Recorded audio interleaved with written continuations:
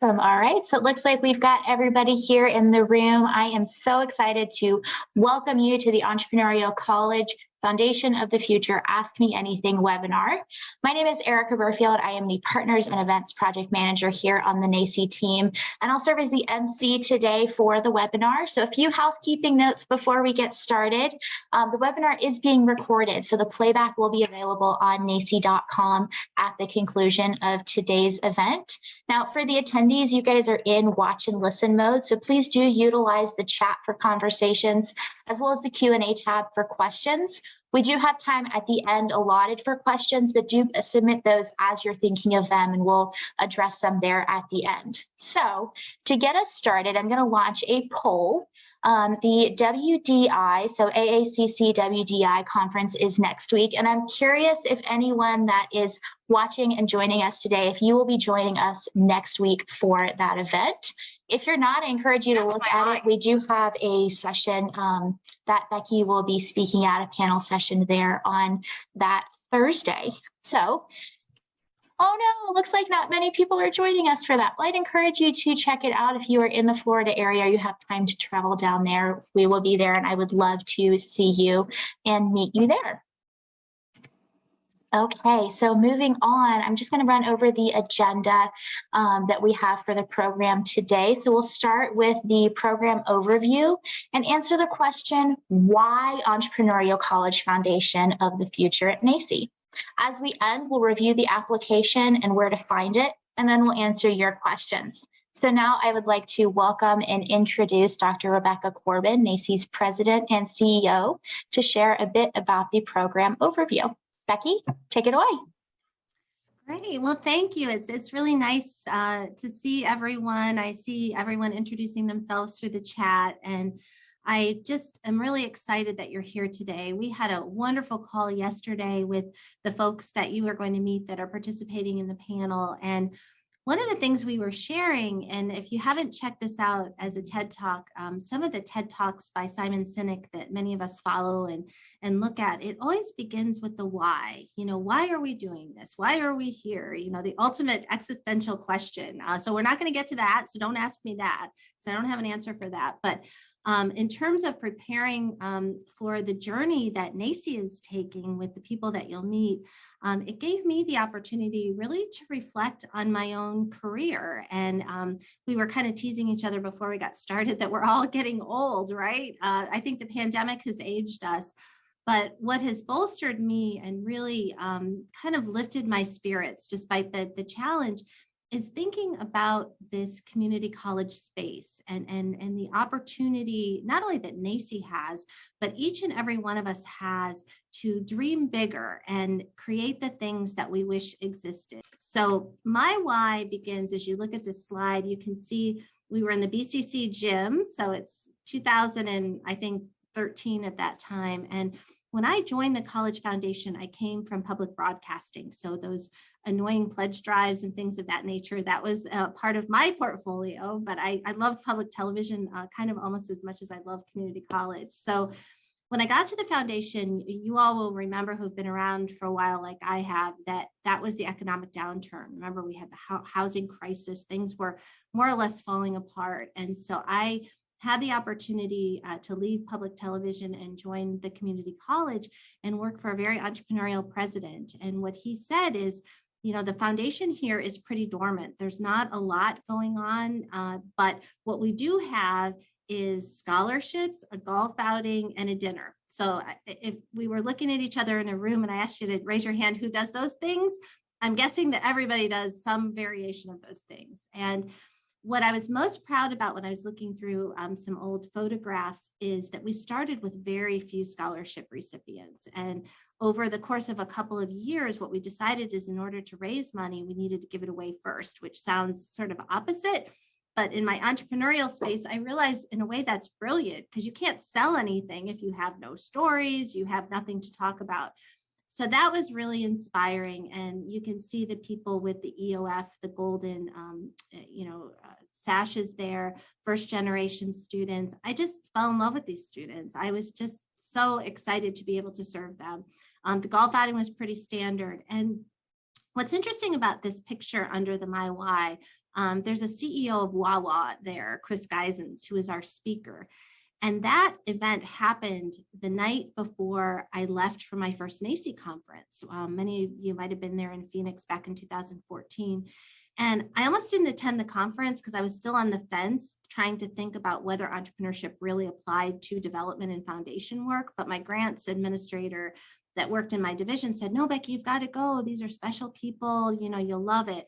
So long story short, when I made that journey to NACCE, I was just blown away by the culture and just the opportunity to really get together with people and what might we accomplish together. So in a way, that was sort of the beginning point. So Erica, if you go to the next slide, what I think was very interesting is before I joined NACCE, I decided to pursue my doctorate. I was known on campus as like a great party planner, planning really robust, fun events. That was part of my job at public television, these galas that would have all kinds of entertainment, and we worked with celebrities and things.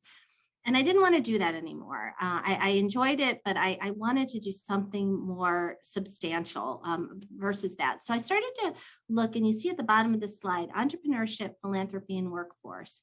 And for me, it was an epiphany rather.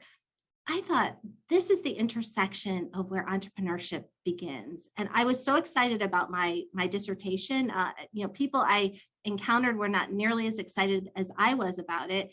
But I started to look at community colleges, principally through New Jersey, and I went out and I interviewed, and I was surprised at how open they were. I interviewed presidents, I interviewed board members, I interviewed senior staff members, and I asked them, what works? I used a very simple SWOT analysis, and I was so surprised how many people would talk to me and say, it's a lot of the things, oddly enough, that we all started doing in 2020. But, by really leaning into some of the things I learned about entrepreneurship, really taking some chances of, leaning into my passion, what we've been able to do, and I say we because it's certainly not me alone, but it's the staff that we've developed. It's our very diverse and well-recognized board of trustees, and it's donors and leaders like the people that you're going to meet today. So we have our board meeting, in a couple of weeks, and our finance committee on Friday. I'm happy to tell you this slide, our budget has gone from 1.2 million. We are proposing a budget of $10 million for 2022. So that is a 10x growth, which really speaks to being an evangelist for entrepreneurship. Now, everything did not go perfectly, and there were some bumps in the road, particularly in 2020, like all of you had. So as we go to the next slide, I just wanted to share that with you because sometimes I talk about it, but you forget about it. And one of the things that I realized with my own self and my family and my job is that mission should drive everything that we do. It should be the why, it should be the mission. And I am on a campaign for 2022. Everything will be simple language that is inclusive, that invites everybody, that celebrates people's talents. So what we're going to talk about today through the course of this webinar is really NACCE's why. Like, why are we going down this path? And I know we've got some new colleges. I saw Chattanooga on board. So I was really excited to see the president and some of the colleagues there and some longtime members of NACCE. Our why, what makes NACCE special and unique, is not that our budget has increased by 10x. It is that we occupy a niche space where we embrace entrepreneurship, innovation. We bring together people like you on this call that want to do incredible, amazing things. And our proposition is that there is enough, not only is there enough to go around, but we can make the pie bigger. So this entrepreneurial College Foundation of the Future project is really our 20th anniversary getting our members engaged project. And we're going to talk to you about different pathways of doing that. But ultimately, what we want to do here in the pyramid is solve your problems. So I've probably delivered maybe 30 design thinking sessions in probably 15 states, anyone from middle schoolers to faculty to college administrators, and it really all starts with solving the problem. And you can't solve a problem until you define what that problem is. And these are certainly not an exhaustive list of problems, but I'm going to go out on a limb and say that all of the friends that are going to present today and the people that are on the call are grappling with either declining or flattened enrollments with a few exceptions. That drives a lot of your revenue. Funding gaps for a variety of reasons. We know CARES Act funding is going away. So we were all flush with cash, and staying at home. And now all of a sudden that's going away. Equity concerns, we all know that we need to do better with that. And employee morale. I have been reading about the Great Resignation, but I've also been experiencing it like all of you. I cannot tell you how many people have reached out to me saying, I have 3 open positions. I have faculty positions. I have fundraising positions. I mean, people are grappling with this stressful situation. And I've come to believe that I think by finding aligned partners and people and doing important work, I think we can combat that Great Resignation in our institutions. The other thing that you're going to hear more about, which aligns with NACCE, is about 6 years ago, the NACCE board met when an organization called the Council for Resource Development folded. We were in DC at the ACCT offices downtown and got the news the organization essentially was going under. I was a member of that organization when I served as the Chief Advancement Officer at my college, and I loved it. Other problems, we talked about advancement in fundraising, employee faculty engagement, leadership development and succession planning. One of my board members, Sharon Pierce, and I served as faculty members for the League for Innovation, Aspiring Presidents. And there are a number of wonderful people that are going to be stepping into these roles that have never been presidents before. Why? Because there's such an exodus of people who've served for a long time and just are done. They just, it's time for them to step aside. And then we had mentioned before the equity solution. So all of this is to say the project that we're going to talk to you about today addresses all of these things. And it really gets into not only NACCE's why, but my personal why. And you're going to hear other people's whys in a while, that if you truly embrace an entrepreneurial mindset, if you will think about joining us to not only learn, but help co-create and become leaders in your own field and work with NACCE to advance revenue streams, it can be, it can be a 10x solution for you too, I believe. So let's go to the next slide, Erica, where we're going to talk a little bit about the Entrepreneurial College Foundation of the Future initiative, which is a super long title. So we're going to have to come up with a shorter variation of that. And on that extent, I want to just give you a bit of the background as we move to some of the next speakers, but to talk about not only what the problems are and the opportunity, but one of the things that we found in the last several years during the pandemic of looking at a very successful, one of our pathways that we're going to discuss, the Everyday Entrepreneur Venture Fund, as a way to really address all of those problems by wrapping our arms around the college foundation, understanding that they have limited staff, but if you can get the rest of the college engaged together, that what we can do is really have entrepreneurship be a catalyst. It doesn't mean that every single participant in this project is going to be an Everyday Entrepreneur Venture Fund program. It might not be right for your college right now, but we're very sure that there is something within this program that will be right for you, that will align whether you're like a Roane State. And I know some of our friends from Roane State are on the call, where some of the faculty that we put together, so it's of no cost to your organization other than time and what you will do to implement things in your community. And so the benefits to it can be great. And we're going to talk about that in a moment. So let's go to the next slide for a second, and just a different way of maybe reframing why now is the time. And I'm going to start with something that's not on the slide that I keep saying, and I don't know if it resonates with people, but it certainly resonates with me. I think we need new approaches. When I decided to start working on my doctorate 10 years ago, I had this idea that advancement people would make great college presidents. And it wasn't until 4 or 5 years later that I met John Rannone, and I was like, yep, I was right. Everybody looked at me and they said, no, the best college president comes from the academic side, which in many cases is actually true. But they can also come from other areas of the institution. And what Sharon and I saw from the League for Innovation is that a lot of the aspiring presidents are not only coming from the academic side. Some certainly are, but there are CFOs, there are advancement professionals, there's workforce development professionals. So I throw that out there too, hoping that some of you on the call might be one of those aspiring presidents. Whether or not you signed up for a class or you're part of the Aspen group, you might be somebody who is thinking about this as a future. I believe, but John can speak to it because he's done it. He started a college from scratch, so had never done this before, but used entrepreneurial methods and mindset, I imagine, to do that. So the other thing is really funding secured to build and scale across the whole college. So it doesn't mean it is just the foundation and the things I shared with you on the first slide. It could be, as we're going to share with you as we go along this journey, it could be, as Anne Arundel Community College did, raising almost $5 million in private money to construct a new building. They didn't have to float a bond. They did it in a different way. So we just encourage you to kind of think bigger. So I have been doing a lot of talking, but hopefully some of this is sort of resonating and setting the stage for the journey that we want to present to you. And one of the things that I'm really excited about, and many of you have probably read this already, I read it probably 8 or 9 years ago, The Good to Great book by Jim Collins.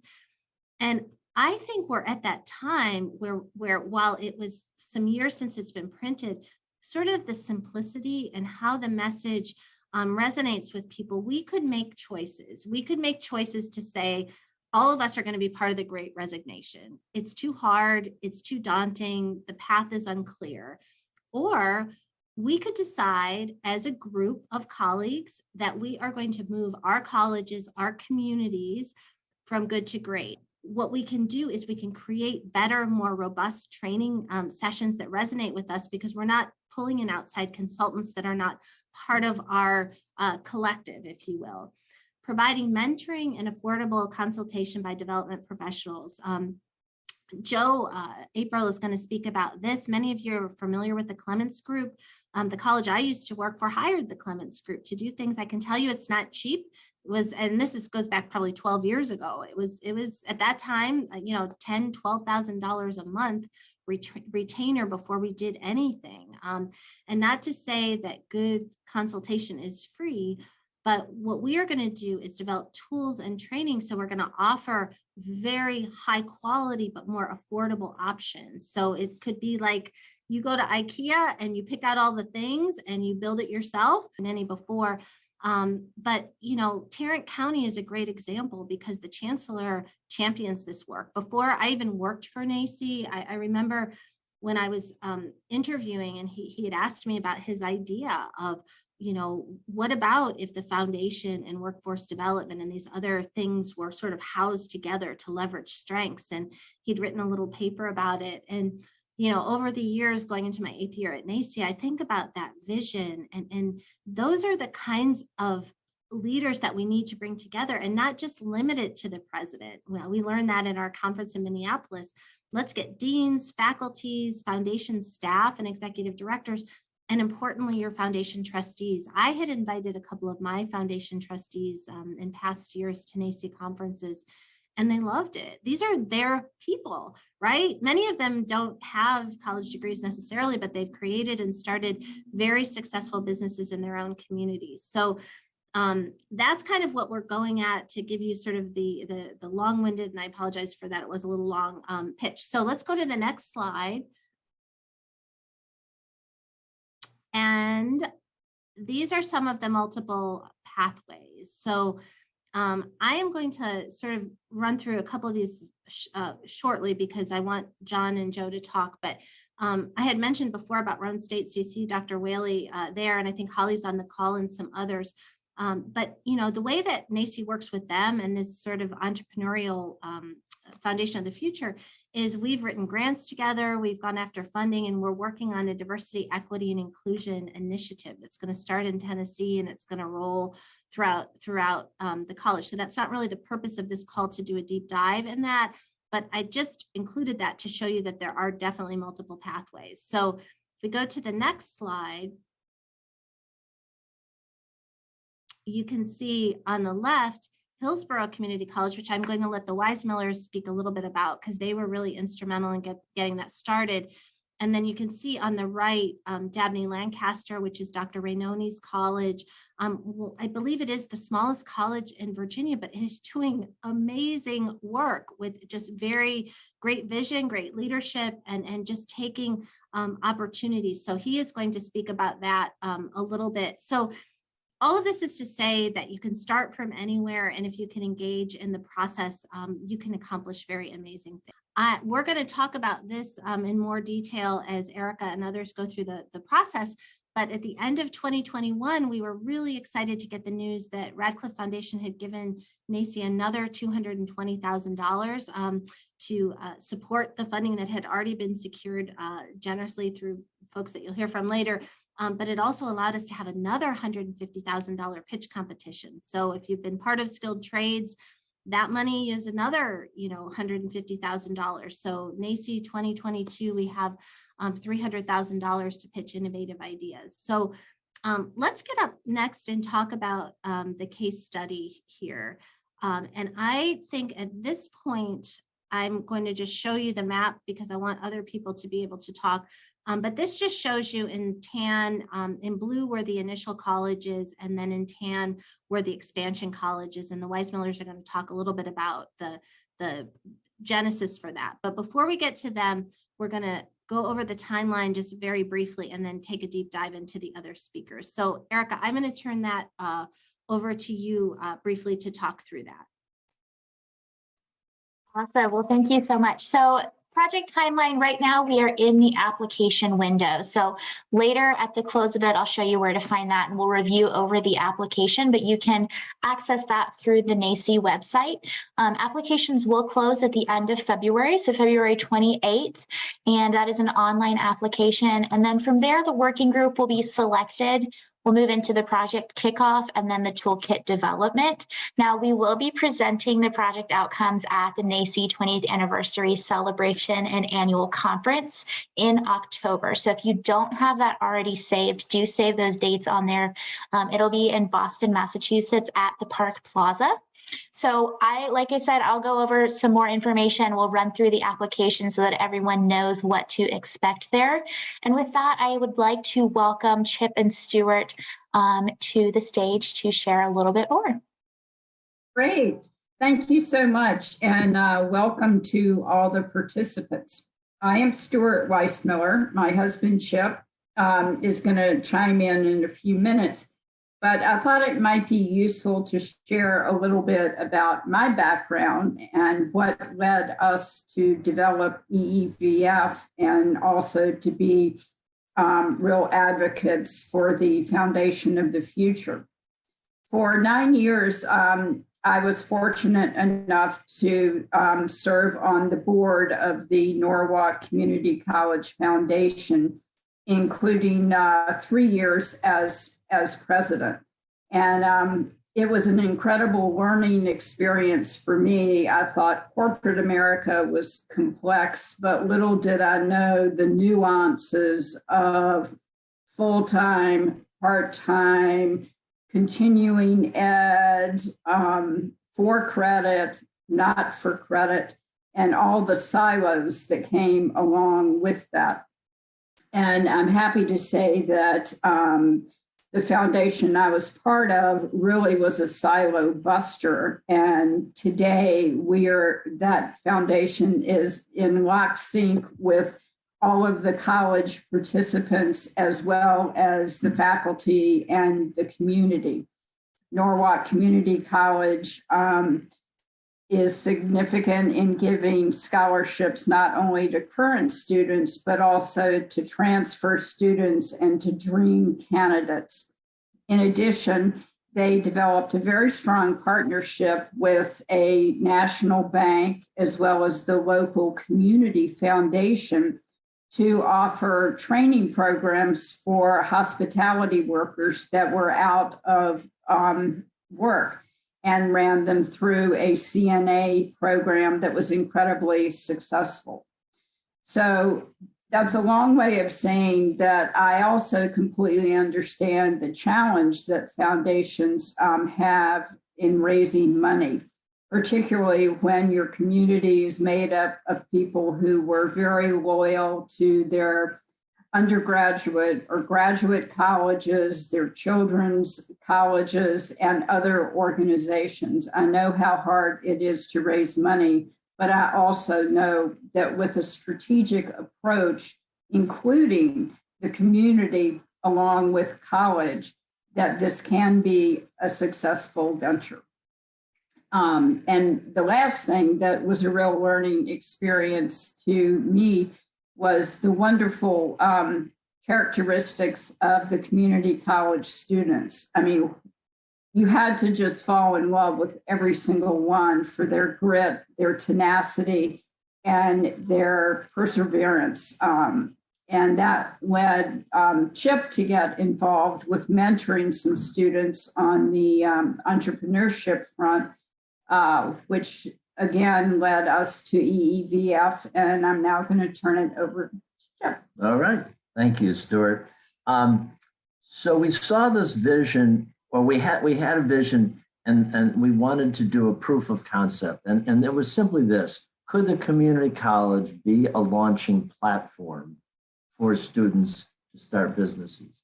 And we said, well, all right, that's a valid thing to prove, but how do you go about this? It's a messy, siloed place. And we started with the foundation, because the foundation, we believed, could be an improved bridge between the community on one side and the academics on the other side. And so we chose 4 colleges around the country, and we worked with each of their foundations. And we realized that many of the foundations had very limited experience in trying to bridge the needs of the community to the academic side. Thank you again. Thank you, Chip and Stuart. So moving along, this is the cast of supporters, cheerleaders, thought leaders. So you can see one individual that is not here with us today, although she was in my office a few minutes ago, is Katie Gale. Some of you may know her. She is currently the Director of Entrepreneurship at Wake Tech here in Raleigh, is a wonderfully accomplished person. So she is going to be another person on the team who is leading a lot of our strategic membership efforts, but also on the diversity, equity, inclusion, and belonging end, which is a mouthful. But I know you're all working on that. So that's a lot of the work that's going to continue through this initiative, focused in that way. So going to the next slide, we have now the opportunity to hear from Dr. John Rannone and Joe April, who are going to really share, first of all, a little bit about their experience, but also what they're excited about from this initiative and kind of their big dreams and visions of what they would like to see. Thank you, Becky. Thank you to everyone for joining us today. I'm going to go first. I'm John Rannone. I'm president of Dabney Lancaster Community College, been president for 8.5 years. And July 1st, I will be president of Mountain Gateway Community College. It's the same location, it's the same college.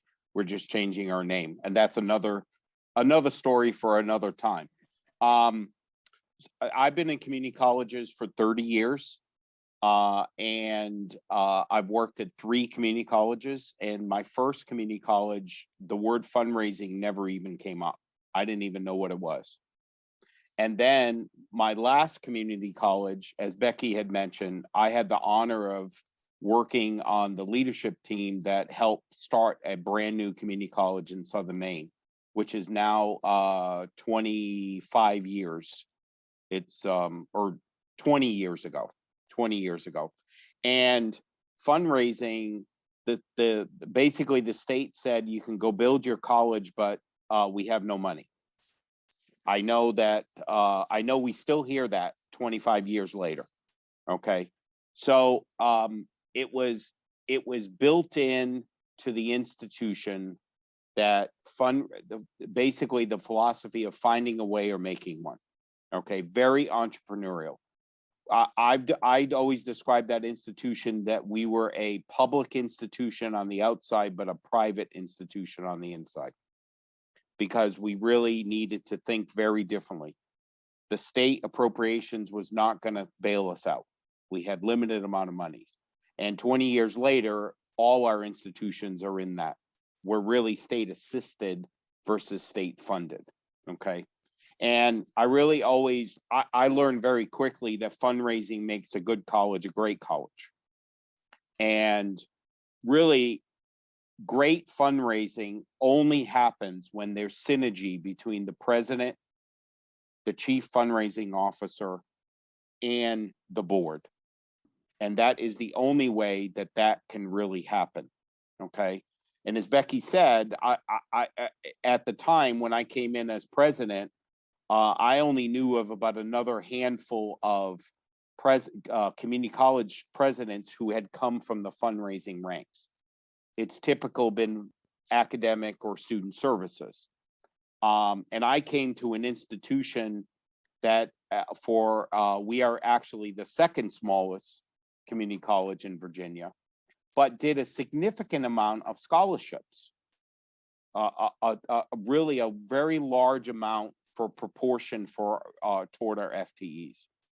But my first question was, well, how much do you raise money for the college? And I got looked at like, who is this weird guy from New England who's coming now south to try to change us? And ultimately, I made the board understand that the foundation's role, and Becky talked about it, Stuart and Chip talked about it, is really to address the needs of the institution, but also the community. And really being able to bring our foundations, which do a great job in scholarships, to that next level, that good to great. It really is that great. And we've been able to fund things, 2 years ago, we funded athletics. We had never had athletics, and we're going from 1 team to 6 teams next fall. In the state of Virginia, we cannot use any state dollars. Those are all federal dollars. We were honored to be part of the second cohort of EEVF, and we helped launch 8 new businesses through that particular program. We're ready to launch our second competition very soon. So we've been able to, we're very small. We have no bench of staff, but we have found ways. I've written grants. I still write grants even as the college president, but we all have really found ways to be very creative in our, to really address what are the biggest needs and needs of our students internally, but also to try to address certainly the workforce needs. By the way, I started in workforce when I went to that new college. I was not the chief fundraising officer. I started as the chief workforce officer, and for 13 years was the chief fundraising officer prior to being the president. Joe? Yeah, thank you, John. So I'm Joe April, principal at 41 Consulting, and I'm really thrilled to be here today and be a part of this really exciting venture. Real quickly, as Becky said, I started many, many years ago as a development officer. So I sat in that seat that needed to look at funding on a day-to-day basis. So, 20 years ago, we were very siloed, right? Everybody was in a foundation. 15 years ago, we started, as we all know, talking to presidents, faculty, getting that group involved. 5 years ago, workforce really became much more part of the picture. But where we are now, I think is, and that's why this is so exciting, is the seamlessness of the future, right? We have the opportunity through, I think, this process to break down all the barriers. And it's not going to be about fundraising. It's going to be a culture of giving that involves businesses, industry, entrepreneurs, faculty, staff, alumni. And, when I look at this project and think about what Becky said, which is what's the why? For me, there are really quickly 4 reasons why. You have an opportunity to help, and I love this term, co-create the future. All of us together really looking at what's going to come down the pike and help meet those changing opportunities and needs. Number 2, what an opportunity to be a part of an organization that has entrepreneurs like Chip and Stuart, strategic planning experts like Brian, people that have been in every aspect of a college like Becky and John, and really help go from a nonprofit mentality to a for-profit mentality, which I think is really critical. Number three, this program is going to be about real tools and real situations, not conceptual. These are going to be tools, practices, co-created so that you can work them on day one. So it's not like people waving from the deck as you're sailing away with a book saying good luck. This is real time, very pointed strategies that we'll develop. And number four, last for me, is this is a cohort that can help create the model for the future. We're really pioneers, and this is an invitation from us to you to join us in helping create the future. And that excites me as a fundraiser. So I hope that we have an opportunity to work together, and I certainly am very excited about it. It is very exciting. Thank you so much to both of you. And now we get to hear from Brian Mademoire. And Brian has a really interesting background working for corporations. So he's going to share with you a little bit about his background and kind of his role in helping us move this initiative forward. Thanks, Becky. Hi, everyone. So I'm Brian Mademoire. I'm co-founder and chief idea guy of Growth Engine. We're a 20-year-old innovation agency. Before that, I spent a bunch of years, 10 years or more, just doing ideation sessions or brainstorming sessions, if you haven't heard the term ideation. And so I personally have facilitated over 1,000 ideation sessions and also over 500 creative, qualitative research initiatives. We worked with over 200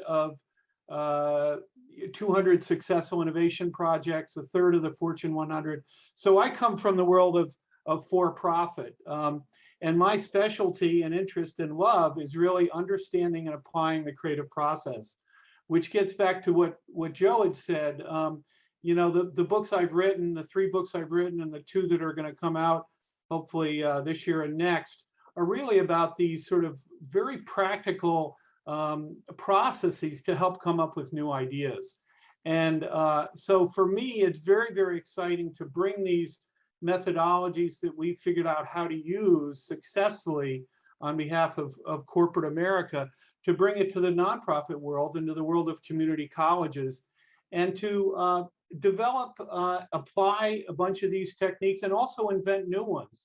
And again, to Joe's point, with a very extremely practical mindset and priority for these things. So yes, they are based on theory. They're based on an understanding of psychology. I was a psych major at Dartmouth, and now I actually teach marketing and innovation at Caltech.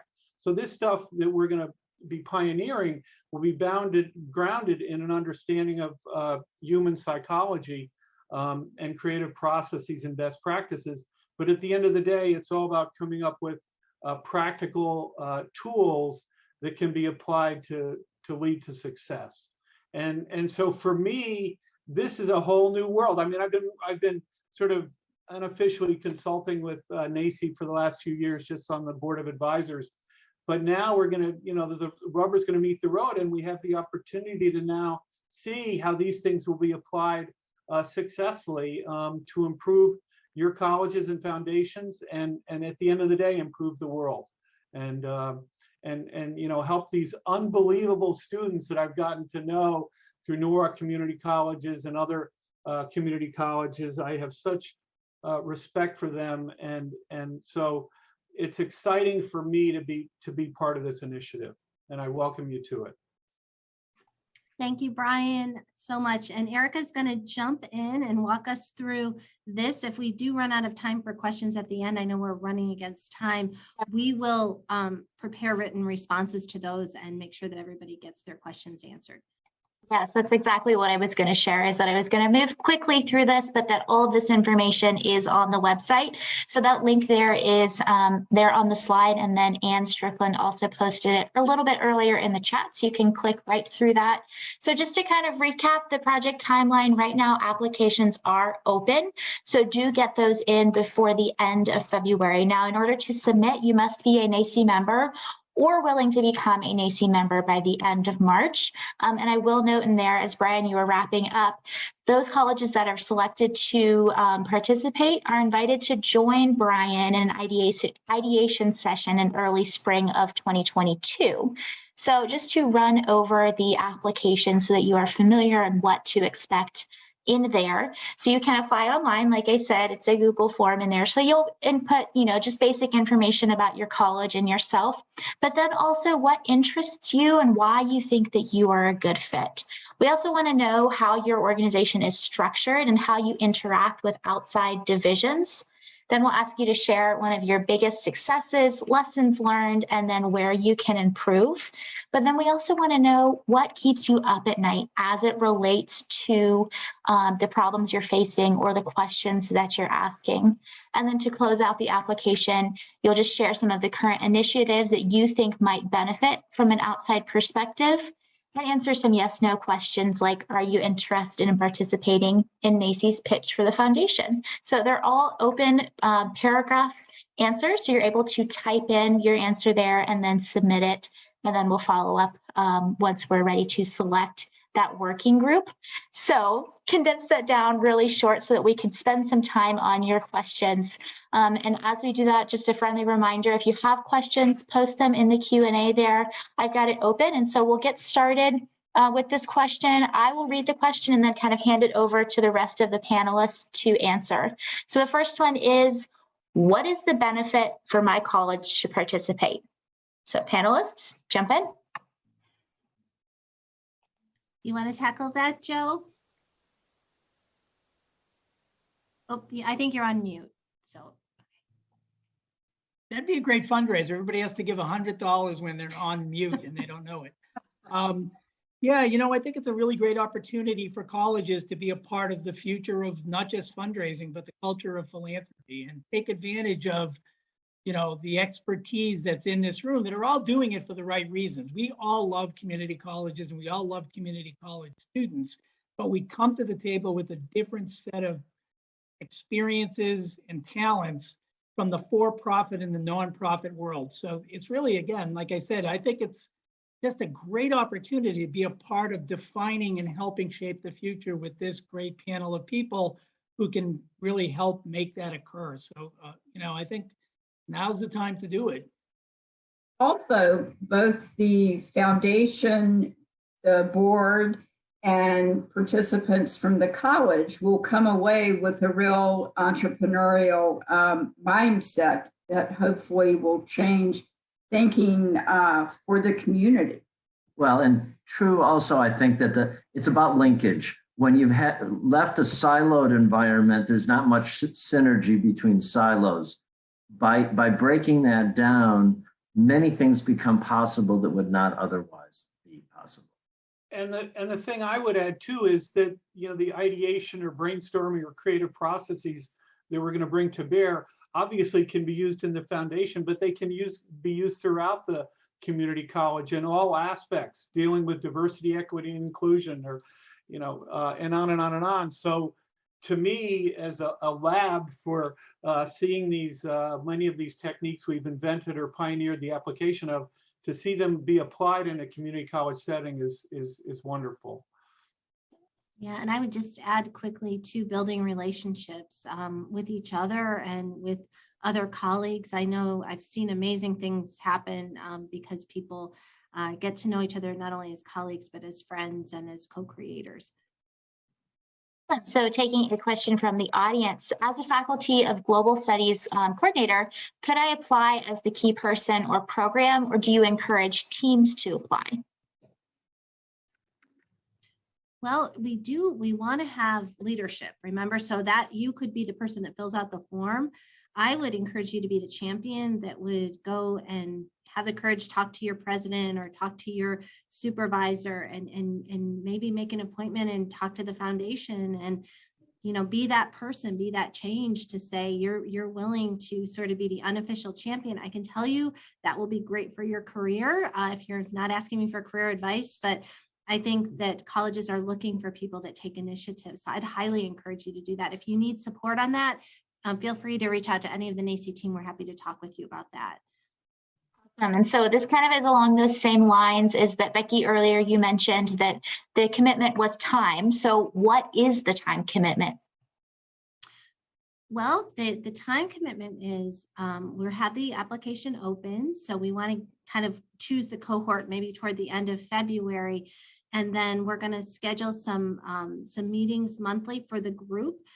Probably have some site visits where we'll have some of our faculty come out and visit with you and see what your needs are. And then ultimately what we want to try to do is create these tools and materials that we can unveil in October at the NACCE conference. So there's funding in the grant to try to help get some of your folks there to support that. And then we will be working with you on those things. And then the pitch for the foundations is that $150,000 that's going to be opened up so you could pitch a project on your campus. So you might be able to get $20,000, $30,000 to implement an innovative idea going forward. So all of that to say that it's this initial year, and then we will be working on this into 2023 as well.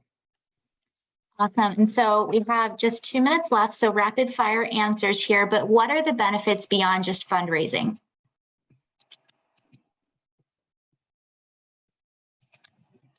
I think, Chip, did you want to answer that?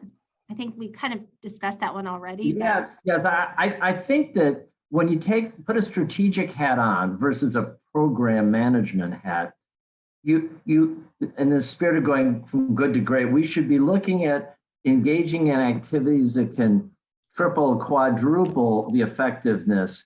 Whether, for example, is fighting enrollment challenges. Can you create an ROI for the student in the community that's so compelling they would not want to go to improve their so it's much more than fundraising. It's really designing programs that are incredibly effective at accomplishing the win-wins. Like moving from scholarship funding, for example, to building an entire workforce development center that not only benefits current students, but also alums and the community. Right. Plus, and you might say, it's learning how to think big, I guess, Yeah. And being creative about the challenges that you recognize could be approached, and seemingly impossible challenges by using these approaches.